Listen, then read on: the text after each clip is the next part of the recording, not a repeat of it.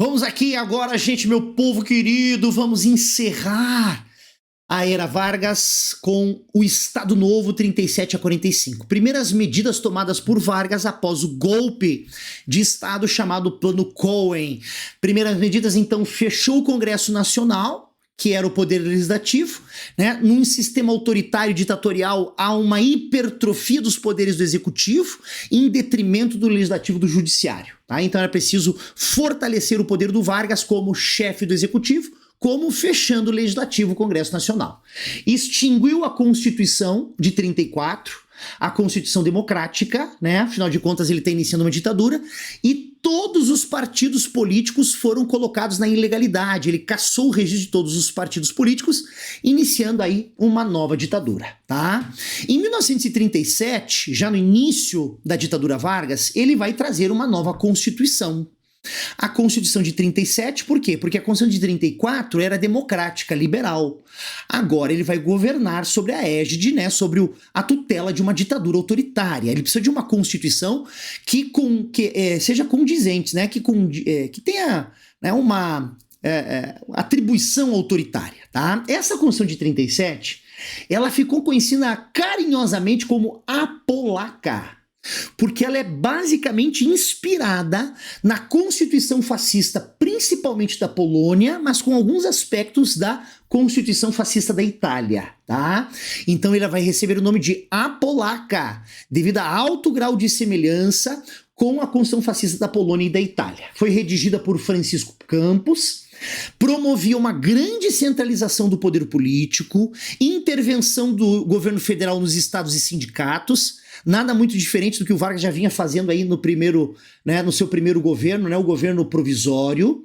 Proibição de greves, porque as greves dos trabalhadores tinham normalmente uma relação com grupos de esquerda, né? E a instituição da pena de morte. Para e pensa comigo. Por que a Constituição de 37 vai então estabelecer a pena de morte?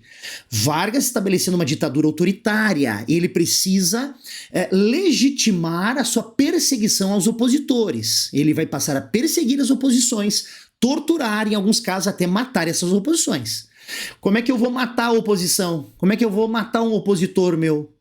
Não, se a lei permite a pena de morte, eu posso perseguir e anular, né, abreviar literalmente os meus opositores. Por quê? Porque eu vou fazer isso com, né, o consentimento legal, ou seja, a pena de morte instituída pela Constituição. E ele vai passar agora, gente, a um processo de institucionalização, ou seja, vai criar uma série de instituições na tentativa de aumentar o controle sobre a sociedade, porque isso é um Estado autoritário, isso é uma ditadura, né? O alto grau de interferência do Estado na vida das pessoas. É um governo que vai fazer interferência no pensamento, que vai fazer interferência na economia, que vai fazer interferência no comportamento, que vai fazer interferência na que a jornal e as revistas dizem, né? Vai fazer interferência no que as músicas podem dizer, o que as músicas não podem dizer. Um exemplo disso era a música de malandro. Vargas proibia nesse período música que representasse o brasileiro como um malandro, né? Um boêmio, né? Um cara que vivia de farra e festa. Não, as músicas só podiam só podiam enaltecer o Brasil, a riqueza brasileira, né? A identidade brasileira, só podiam enriquecer, enaltecer, né, a imagem do cidadão brasileiro, tá? Então é um controle. Este controle que o Estado exerce sobre a população em todas as esferas da vida das pessoas, seja na esfera pública, seja na esfera privada, isso vai acontecer a partir de alguns órgãos criados, tá? Algumas organizações estamentais, algumas organizações que o Estado organiza e cria para tentar criar, né, um aparato de controle sobre a população. Tá? Um dos mais importantes, que mais cai nos vestibulares, é o Departamento de Imprensa e Propaganda, a DIP. O Departamento de Imprensa e Propaganda vai criar, por exemplo, aquele programa de rádio que tem até hoje no Brasil, normalmente às 7 horas da noite, né? No final da tarde ali, que é a Voz do Brasil, né? Ou a Hora do Brasil, né? Nesta época, a DIP vai criar a Voz do Brasil, atualmente é a Hora do Brasil, né? Que é um programa de rádio que só falava bem do governo.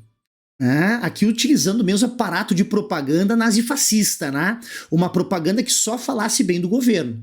E existe até hoje. Então a DIP vai controlar o quê? A imprensa e a propaganda. Jornais, revistas, rádios, músicas, teatros, artistas, todos eles eram controlados pelo Departamento de Imprensa e Propaganda. Era uma forma de censurar a arte e a comunicação no Brasil. Ou seja, quem define o que pode ser dito e o que não pode ser dito é a DIP, tá? Um órgão de controle e censura sobre a imprensa e propaganda em todas as esferas, né? Gente, importante dizer que essa é a era do rádio, tá? Essa é a era do rádio. O rádio é o grande canal de comunicação do Brasil, perfeito? DASP, Departamento Administrativo de Serviço Público, né? Será que existe funcionário público que faz oposição ao Vargas? Será que existe funcionário público que é contra o Estado Novo e que critica o Estado Novo? Bom, se é funcionário público, né, pago pelo governo federal e faz uma crítica ao governo federal, deve ser demitido, deve ser perseguido. Então era um órgão criado para perseguir funcionários públicos brasileiros que tivessem alguma postura de oposição ao governo, tá? Polícia Especial, a PE. A Polícia Especial, gente, é tipo uma KGB, é tipo uma CIA, tá? É uma polícia de inteligência, que ela era comandada por Filinto Müller, né? Filinto Müller, ele era o grande líder dessa Polícia Especial, que ela então fazia um processo de inteligência e contra-inteligência daqueles considerados inimigos internos, né? Todos aqueles que eram oposição ao governo Vargas poderiam ser investigados, poderiam ser presos, condenados e até mesmo assassinados pela Polícia Especial. Tá? Então era muita espionagem para tentar identificar elementos de oposição, persegui-los, prendê-los e calá-los, digamos assim, tá? Perseguição às oposições. A UNE, o que pro a UNE, União Nacional dos Estudantes, que hoje é uma organização nacional de estudantes, a maior delas no Brasil, de caráter esquerdista. A UNE foi criada por Vargas e hoje é esquerdista, foi criada por uma ditadura. Como assim? Achei estranho. Gente, era uma forma do Vargas controlar manifestações estudantis. Controlar o que os estudantes estavam dizendo, o que os estudantes estavam se movimentando, se organizando, através de uma instituição que era tutelada pelo governo, controlada pelo governo. Ah, então a UNE não era uma instituição autônoma, livre dos estudantes, mas ela tinha o controle do próprio Estado, para que o Estado pudesse indiretamente, através dessa instituição, controlar, né, os estudantes no Brasil, certo? Vamos então para o populismo e o trabalhismo, o líder carismático Getúlio Vargas, que manipulava o povo com presentes. Isso é paternalismo, né? Então manipula a opinião pública entregando presentes, benefícios que não eram benefícios assim de grande, né? Às vezes não eram de grande relevância, né? Às vezes eram, como as leis trabalhistas, por exemplo, tá? Então, é uma forma de presentear o povo para que o povo esteja sempre aceitando, né? Esteja sempre com aliança ao governo, sempre legitimando as atitudes do governo, tá? Se eu tenho apoio da grande maioria da população, a minha ditadura, ela vai funcionar. Se eu não tenho apoio da grande maioria, a minha ditadura não tem vida longa, não tem vida útil, né? Ela vai terminar mais certo. Isso é populismo, agradando as massas. Não por consciência social, mas por manipulação, tá? O paternalismo. Em 1943, essa é uma das questões mais importantes, a CLT, né? No 1º de maio de 1947, a consolidação das leis trabalhistas.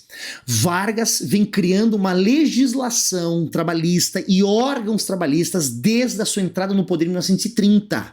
Ele criou o Ministério do Trabalho, a Justiça do Trabalho, criou as leis trabalhistas. Esse conjunto de leis e órgãos que protegiam os trabalhadores são chamados no seu conjunto de consolidação das leis trabalhistas. Essa consolidação ocorre no Estado Novo em 43, tá? Permissão dos sindicatos é o sindicato pelego. O que é o sindicato pelego? É muito parecido com o que a gente chama hoje de imprensa chapa branca, né? O que é imprensa chapa branca? Ah, o canal de comunicação X só fala mal do candidato A. Por que o canal de comunicação X só fala bem do candidato A? Fala bem do candidato A. Parece que o candidato A comprou o canal de comunicação X. Não, o canal de comunicação é chapa branca. Né? Ele tem algum interesse que é atrelado ao candidato A. Tá? Bom, o que é a ideia de um sindicato? Um organismo onde os trabalhadores possam se reunir e trabalhar pelas suas causas, lutar pelas suas reivindicações trabalhistas, como aumento de salário, menos tempo de trabalho, né, previdência pública. Esses sindicatos eram 100% livres, autônomos e comandados pelos líderes trabalhadores? Não. Esses sindicatos tinham nas suas lideranças trabalhadores indicados pelo governo. Ou seja, eram sindicatos que estavam mais servindo ao governo para pacificar a relação entre trabalhadores e patrões do que servindo efetivamente aos trabalhadores. Ou seja, não era realmente para defender os interesses dos trabalhadores, era para defender os interesses do governo. Tá? Por quê? Porque quem comanda, quem tutela, né, esses sindicatos é o próprio governo. Certo? Então é uma falsa aparência de sindicatos. Eu vou dar liberdade dos trabalhadores lutarem por órgãos próprios. Não, é só uma aparente, né? Uma falsa impressão de que esses sindicatos são autônomos. Na verdade, eles são tutelados pelo governo. Por isso que a gente vai chamar de sindicato peleco. Tá? E o tradicional, né, o tradicionalíssimo discurso do Vargas, né, no 1º de maio, que é o Dia do Trabalhador. Tá?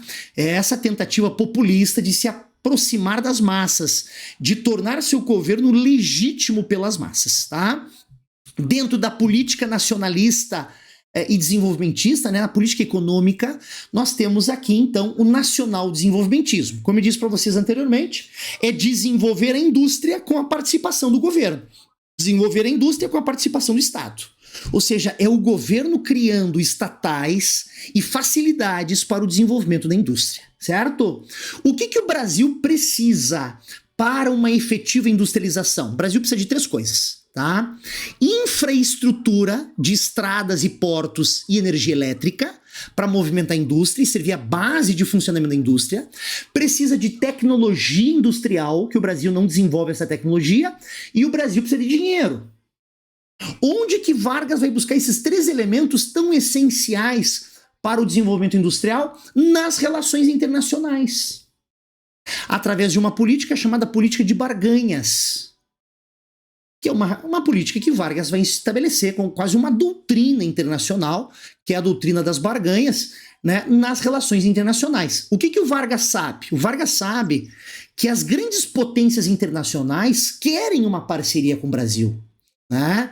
Uma parceria com o Brasil é excelente para essas potências internacionais, porque o Brasil tem grande quantidade de matéria-prima, minérios, que podem ser utilizados nessas potências internacionais. O Brasil tem um grande mercado consumidor, tem compradores em grande quantidade. O Brasil é o maior país da América Latina. Território geográfico e geopolítico de importância, né? Tu imagina ter uma base militar no Brasil? Gente, tu tem controle sobre toda a América do Sul e acesso mais facilitado na Europa. Então Vargas sabe que essas potências internacionais querem e precisam de uma parceria com o Brasil. E o que ele vai fazer? Ele não vai fazer simplesmente um acordo unilateral com uma potência, né? Ele vai tentar barganhar com essas potências. Ou seja, vai bater primeiro na porta da Alemanha. Alemanha, quer parceria com o Brasil? A Alemanha assim, quero, Brasil, quero parceria, preciso. O que tu me dá pela parceria do Brasil? Eu preciso de infraestrutura, tecnologia e dinheiro. Aí a Alemanha diz, não, eu te dou para fechar essa parceria. Aí os norte-americanos se apavoram, né? Meu Deus, o Vargas está fechando parceria com a Alemanha. Vargas, não fecha com a Alemanha, fecha com nós dos Estados Unidos. E aí o Vargas diz, o que tu me dá para fechar com os Estados Unidos? A Alemanha me deu X. Se tu me der mais X, eu vou para os Estados Unidos. Tanto que a primeira montadora de carro que foi trazida para o Brasil nesse período do Estado Novo é a Volkswagen. Aí o Vargas vai acabar indo para os Estados Unidos, porque os Estados Unidos prometeram mais para o Brasil. Então, olha a inteligência, olha a astúcia do Vargas, apesar de autoritário, né? Ele tem uma inteligência das relações internacionais, das relações internas, que é de se admirar, tá? E aí, gente, ele vai começar a construir uma série de estatais e organismos justamente para facilitar o processo de industrialização. E isso é a marca registrada do nacional-desenvolvimentismo, da participação do Estado no processo de industrialização. O que eu tenho? Eu tenho uma série de órgãos, uma série de estatais são criadas justamente para facilitar, para fomentar o processo de industrialização. Então, intervencionismo do Estado na economia, participação do Estado, nacional-desenvolvimentismo, o intuito objetivo era industrializar a nação. 1938, criado o IBGE, né, que é o Instituto Brasileiro de Geografia e Estatística, né? Gente, para mim montar uma indústria de sapatos, por exemplo, eu preciso ter uma análise de quantas pessoas têm condições de comprar sapato no Brasil. Então, o que o IBGE faz? Faz o censo, né? Que é uma análise quantitativa da população brasileira. Quantos vivem com menos salário, com salários menos de tanto? Quantos vivem com salários mais de tanto? Porque eu consigo identificar o mercado consumidor brasileiro e consigo identificar as necessidades de consumo dessa sociedade. E eu vou produzir indústrias de acordo com as necessidades. Tá? Quando eu construo ou quando eu constituo uma indústria, né, obviamente, baseado nessas necessidades estatísticas do povo, a indústria tem mais chance de dar certo. Agora, para essa indústria ter mais chance de dar certo, eu preciso desse dado estatístico, desse levantamento estatístico de quem é o meu país.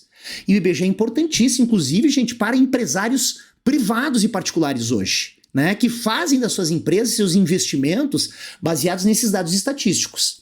1940, a Companhia Siderúrgica Nacional, uma outra estatal, que faz uma companhia de siderurgia? Derrete metal para fazer ferro? Ferro que é utilizado no quê? Nas máquinas industriais. Isso é o que a gente chama de indústria de base. É a indústria da indústria. Certo? Isso é indústria de base, é a indústria da indústria. Eu não posso fazer uma indústria de carro se eu não tenho produção de metal. Eu vou ter que importar ou comprar metal de fora para fazer carro? Não, então eu preciso ter uma indústria de metal siderúrgica para depois fazer uma indústria de carro. É a indústria da indústria, é a indústria de base. É a base industrial para o desenvolvimento de uma indústria mais complexa e tecnológica. Companhia do Vale do Rio Doce, que foi vendida aí recentemente pelo Fernando Henrique Cardoso. Qual que era a função, né, do Vale do Rio Doce? Extração e monopólio de extração de minérios no Brasil. Minério de ferro, por exemplo. Minério de alumínio. É um órgão, é uma empresa do Estado que vai ter responsável para extrair minério. Para quê? Para esse minério ser usado na indústria nacional. Para fomentar e legitimar a indústria nacional. Fábrica Nacional de Motores, principalmente para fabricar aviões. Eram basicamente fábrica nacional de motores para produzir motores de avião. Não adianta eu montar uma fábrica de avião se eu não tenho a fábrica de motores. Eu preciso da fábrica de avião, que é a Fábrica Nacional de Motores. E a Companhia Hidrelétrica do Vale do São Francisco. Né? Gente, essas máquinas industriais que estão se desenvolvendo no Brasil, elas vão ser movimentadas com o quê? Com qual matriz energética? Elétrica? Então eu preciso fornecer grande quantidade de energia elétrica para essas indústrias nascentes. Vou fazer a Companhia Hidrelétrica do São Francisco. Deu para entender o que é nacional desenvolvimentismo? E agora vamos para o final. Participação do Brasil na Segunda Guerra Mundial. O Brasil é o primeiro país da América Latina a fazer uma aliança com os aliados, né? A entrar na guerra ao lado dos aliados. Tá? Gente, olha só, o Brasil vai entrar na guerra em 42. Os Estados Unidos entraram na guerra oficialmente em dezembro de 41, quase 42. Certo? O Brasil logo em seguida vai na onda dos Estados Unidos e entra na guerra, tá? Qual seria o motivo dessa entrada do Brasil na guerra? Alguns navios brasileiros foram bombardeados por submarinos alemães na costa do Rio de Janeiro. Tá? Isso teria aí estimulado ou forçado a entrada do Brasil na guerra. Na época, muitos jornalistas diziam o seguinte: é mais fácil o Brasil... é mais fácil a cobra fumar ou uma cobra fumar do que o Brasil entrar na guerra. Ou seja, esses jornalistas não acreditavam na entrada do Brasil na Segunda Guerra, né, fazendo essa analogia, né? É mais fácil uma cobra fumar do que o Brasil entrar na guerra. tá? Quando o Brasil entra na guerra e envia 25 mil soldados da Força Expedicionária Brasileira, da FEB, como é que é o nome que se dá e o símbolo que se dá para os soldados brasileiros que vão lutar na Itália? A cobra vai fumar.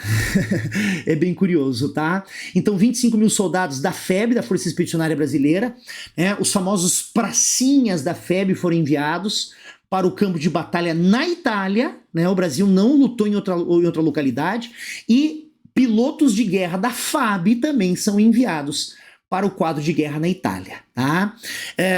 O Vargas praticamente enviou esses 25 mil soldados, mas ele não vai fazer um processo de reposição de soldados.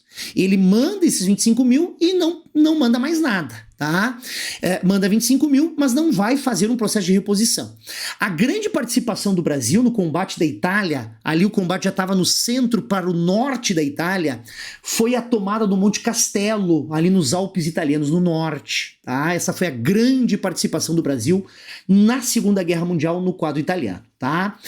Houveram aí casos muito conturbados, como por exemplo o caso dos golfinhos, né? Muito famoso na história do Brasil na Segunda Guerra, que alguns militares dentro de uma embarcação estavam vendo alguns golfinhos, acreditaram que eram submarinos alemães e vão começar a dar tiro no mar, achando que era submarino alemão e era golfinho, tá? Outras questões também da curiosidade, né? A falta de preparação, de preparo dos soldados brasileiros, que não tinha farda específica para frio do norte da Itália, equipamento de guerra não foi levado do Brasil para lá, foi dado para os soldados norte-americanos lá no quadro de guerra. A farda brasileira era muito parecida com a farda dos soldados fascistas italianos. Houveram casos isolados onde as guarnições brasileiras tomaram um tiro, né, o fogo amigo, né, foram, né, alvejados por soldados norte-americanos que acreditavam que se tratava de soldados italianos, tá? E a famosa base militar que os norte-americanos fundaram na cidade de Natal, no Rio Grande do Norte, né? Essa base militar ganhou o nome carinhoso de Trampolim para a Vitória, né? Por quê? Porque, gente, para sair da América e ir para a Europa, o ponto mais próximo geograficamente da Europa em relação à América é o Nordeste brasileiro. Ah, então uma base militar norte-americana em Natal, no Rio Grande do Norte, daria um acesso mais facilitado das tropas aliadas norte-americanas para a Europa devido à menor distância entre América e Europa e no Nordeste brasileiro. Agora, principalmente, uma série de correntes marítimas que saem ali do Nordeste em direção à Europa e que facilitam a navegação dos Estados Unidos e das tropas americanas em direção à Europa, tá? Inclusive, gente, tem uma imagem muito famosa, recorrente nos vestibulares, que mostra o Getúlio Vargas dentro de um Jeep Willys de terno branco, junto com o presidente dos Estados Unidos, o Franklin Delano Roosevelt, também de terno branco, dentro de um Jeep Willys, lá em Natal, no Rio Grande do Norte, né? Porque eles estavam de terno branco, porque o calor do Nordeste brasileiro, né? E eles dentro de um Jeep Willys, né? Fazendo essa aliança Estados Unidos e Brasil, né? No sentido de facilitar, né, essa base militar norte-americana no Nordeste, tá? Aqui inicia-se, gente, uma política chamada política de boa vizinhança, né? A política de aproximação Brasil-Estados Unidos. O Walt Disney, por exemplo, vai criar o Zé Carioca, um personagem de Walt Disney que representa o Brasil, justamente para ratificar, né, justamente para tornar legítima essa aproximação, né, protagonizada pela política de boa vizinhança, certo? E agora, gente, para nós finalizarmos o fim do Estado Novo, uma grande contradição que o Brasil vivia nessa época, né? Afinal de contas, soldados brasileiros saíram do Brasil para lutar na Itália e na Europa. Lutar na Itália e na Europa contra o quem? Soldados brasileiros saíram do Brasil. Lutar contra quem? Contra ditaduras nazifascistas. Quando esses soldados retornam ao Brasil, o que eles encontram no Brasil? Uma ditadura Vargas, o Estado Novo. Então, a humanidade, o mundo estava lutando contra ditaduras. Não tinha como Vargas manter uma ditadura no Brasil por mais tempo, é incoerente, é contraditório. E aí Vargas então acaba saindo do poder, né, com uma pressão dos militares brasileiros, acaba assumindo o governo brasileiro de forma provisória o José Linhares, tá, que era presidente do STF, do Supremo Tribunal Federal, até que houvesse uma abertura para a democracia, tá? Então, em 1945, fim da Segunda Guerra Mundial e o fim do Estado Novo. Não é uma coincidência, né? O fim da Segunda Guerra e o fim do Estado Novo está na mesma data, no mesmo ano, não é uma coincidência. Isso é uma característica de contradição. Perfeito? E aí, gente, a abertura para um processo de redemocratização, fazer uma nova Constituição democrática, chamar eleições diretas, e aí Vargas é afastado pelos militares, Vargas volta para o seu reduto eleitoral, Rio Grande do Sul, vai ficar na sua fazenda aí em São Borja, né, articulando o seu retorno em 51, tá? O José Linhares, que era presidente do STF, vai acabar presidindo o Brasil de forma provisória nesse momento de transição do Estado Novo, da ditadura para a democracia, tá? Nesse momento, gente, de afastamento do Vargas e de redemocratização, anúncio de redemocratização do Brasil, ocorreu um movimento que até hoje os historiadores não sabem explicar o certo, os seus motivos e as suas características, de forma mais profunda, tá? Que é o movimento queremista. Nas grandes capitais, ou algumas das grandes capitais brasileiras, o povo brasileiro sai às ruas com placas. Fica Vargas, não sai Vargas, queremos Vargas, certo? Era uma parcela do povo fazendo uma manifestação voluntária, né, com o desejo da manutenção do Vargas por mais tempo no poder. Esse movimento ficou conhecido como movimento queremista, ou movimento Queremos Vargas. E aí o surgimento de grandes partidos políticos, os mais importantes eu coloquei aqui para vocês. O Getúlio Vargas vai participar diretamente na fundação de dois grandes partidos, agora na abertura democrática. O PTB, que era o Partido Trabalhista Brasileiro, que era um partido que atendia mais às necessidades das massas trabalhadoras, tá?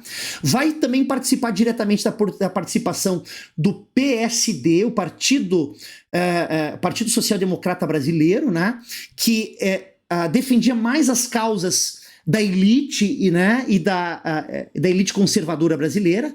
Esse PSD é praticamente composto por antigos interventores militares conservadores. Então, olhem a inteligência, a astúcia de Getúlio Vargas. E o seu caráter populista ainda muito vivo, né? Ele vai participar diretamente da criação de dois partidos. O PTB, que era um partido mais voltado para as massas, o PSD, que era mais voltado para as elites. E aí, gente, quem é que vai ganhar as eleições na primeira eleição de 46? O candidato do Vargas, que é um candidato da aliança PTB-PSD. Depois Vargas volta ao poder de forma democrática, eleito em 1950, ele toma o poder em 51 e vai ficar até o seu suicídio em 54. Esse segundo governo Vargas, 51 a 54, também coloca Vargas no poder com essa dobradinha PTB-PSD. Perfeito? Então isso demonstra a força desses dois partidos no pós-Estado Novo, né? No período democrático populista que vai de 45 a 64. Perfeito? Olha que interessante, todos aqueles que não gostavam do Vargas, não gostavam da política centralista do Vargas, que não gostavam da economia nacional desenvolvimentista do Vargas, eram mais liberais.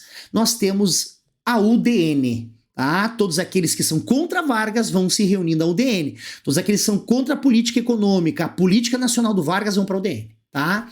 E o PCB, ou seja, o retorno do Partido Comunista Brasileiro, que surgiu lá em 1922, só que o PCB ele vai ter o seu registro de partido cassado em 46, pelo primeiro presidente pós-Estado Novo, o Eurico Gaspar Dutra, general Eurico Gaspar Dutra. Tá? Então, apesar do PCB nascer aqui em 45, no processo de redemocratização, o PCB vai ter um curto período de existência. Porque em 46 o Eurico Gaspar Dutra caça o registro do PCB e o PCB vai passar a atuar na clandestinidade. Inclusive, nós vamos ver que muitos políticos do PCB vão acabar migrando para o PTB, que era o partido mais à esquerda desse momento, tá? O partido PTB não é um partido de caráter marxista ideológico, viu? Ele é de caráter nacionalista radical. Só que esse nacionalismo radical, ele se confunde com o marxismo socialista da Guerra Fria que começa em 45. Tomar cuidado com isso, viu, gente? É nacionalista.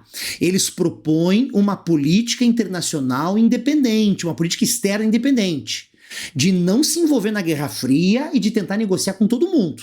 Independente se é socialista ou capitalista, vai negociar com todo mundo, tá? Só que esta postura de política externa independente, de nacionalismo extremo, isso se confunde com o socialismo, tá? Socialismo marxista, perfeito? Então, ficamos assim, grande abraço, meu povo querido!